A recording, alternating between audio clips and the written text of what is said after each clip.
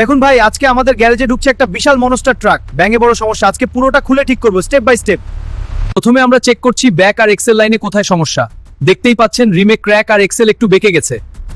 এখন প্রথম কাজ, চাকা পুরো খুলে ফেলতে হবে। ইম্প্যাক্ট রেঞ্জ দিয়ে নাট বোল্ট খুলে নিচ্ছি।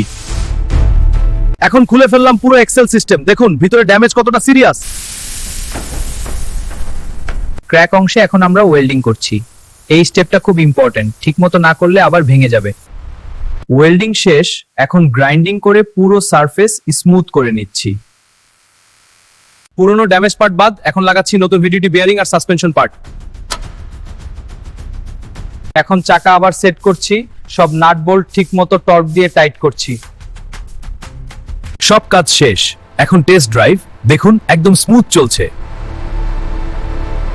এভাবেই একটা ড্যামেজ মনস্টার ট্রাক আবার নতুন জীবনে ফিরে এলো। লাইক, কমেন্ট আর সাবস্ক্রাইব করতে ভুলবেন না।